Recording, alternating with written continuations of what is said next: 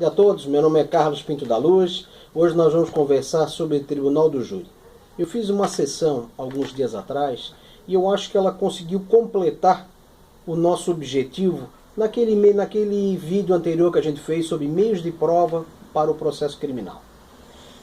O processo judicial foi da seguinte forma: eram 3 réus, parte A, B e C, onde A teria contratado B e C para praticar o homicídio, certo? A vítima teria supostamente uma dívida com A e por essa razão ela deveria ser morta. Era uma dívida relacionada ao crime de tráfico de drogas.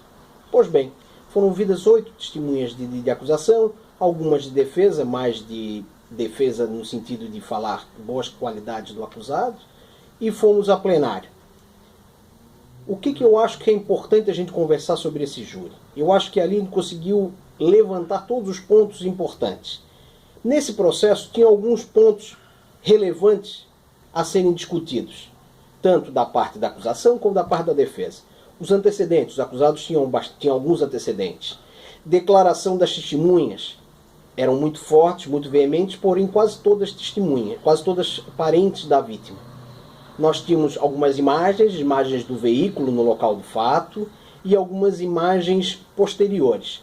E por último, nós tínhamos toda a questão relacionada à violência, ao tráfico de drogas, à situação social em que se vive.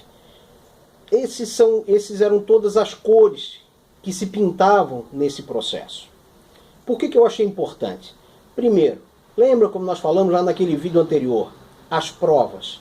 Senhores, não basta a gente conversar sobre direito penal e processo penal. Nós temos que conversar sobre os meios de prova. Por exemplo, foi citada uma imagem sobre o local do fato, que passou o veículo da vítima e a moto que seria supostamente os autores que praticaram o homicídio. Essa imagem não era verdadeira. Isso passou em toda a instrução e só em plenário a gente identificou. Isso era extremamente importante. Isso era em outro local, outras pessoas e outro veículo. Outro ponto importante: o veículo da vítima tinha uma característica com relação aos paralamas. O veículo da filmagem não era o mesmo. Isso já nos ajudou bastante. Segunda questão: todas aquelas 8 testemunhas ouvidas, nenhuma foi ouvida na instrução. Todas na fase de inquérito. As poucas que vieram na instrução, todas negaram o fato, relacionando aos acusados. Certo? Isso foi muito importante para que a gente conseguisse demonstrar que havia uma montagem para se alcançar o resultado. Outra questão bastante importante: nós tínhamos 3 policiais, civis e militares, para dar depoimento. As outras testemunhas não vieram porque tinham medo. Mas e esses policiais? Não vieram porque não foram pedidos.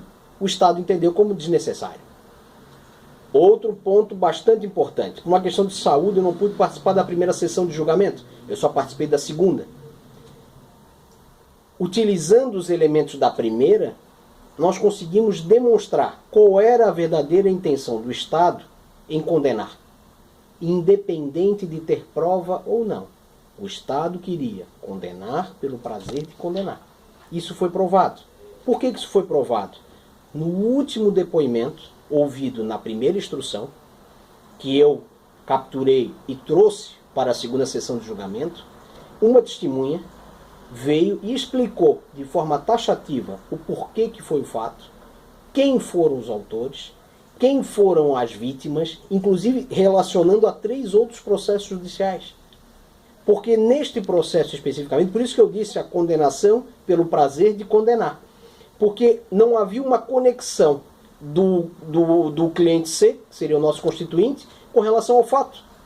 Na primeira sessão de julgamento já se absolveu o mandante e absolveu o condutor da moto. Só sobrou o meu cliente. Então o meu cliente, na verdade, ele praticou o ilícito numa moto sem piloto, ele só de carona, e a mando de ninguém, porque não havia mais o mandante. O mandante já tinha sido absolvido na sessão anterior. E pasmem, senhores, mesmo com a absolvição, não entrou nem para o mundo jurídico, porque na verdade o fato foi comprovado por 4-3, mas a autoria foi negada. Então, quer dizer, os 2 primeiros autores sequer entraram para o mundo do direito. O fato não era com eles. Se existia um autor, não eram nenhum daqueles dois. Mesmo assim, o Estado insistiu pela condenação, não apresentou todas as provas, omitiu de falar daquela testemunha que sabia de tudo e ainda insistiu pela condenação. Então, senhores, eu acho que com essa sessão de julgamento, nós conseguimos utilizar como um parâmetro para que se declare realmente as provas periciais são imprescindíveis. A prova do carro, eu consegui comprovar. Tinha uma história de uma ligação por meio de telefone. Foi feita perícia, não havia essa ligação. Ah, mas tinha uma mensagem pelo celular. Não havia essa mensagem. O exame de local, não era o mesmo carro, não era a mesma moto, não eram as mesmas pessoas. Foi desligado também essa prova do processo. As provas testemunhais específicas do processo. Eles pegaram um inquérito e juntaram em outro para conseguir as provas. Na instrução nós conseguimos derrubar. E eu penso que é o mais importante, e isso precisamos trazer aos nossos colegas, a ética na forma de advogar, na forma de exercer a sua profissão. Nós estamos ali para discutir a liberdade de pessoas. E essas pessoas elas têm que ser julgadas do jeito certo, da forma correta. O importante é a distribuição da justiça. Se são verdadeiros autores, eles serão condenados na forma certa.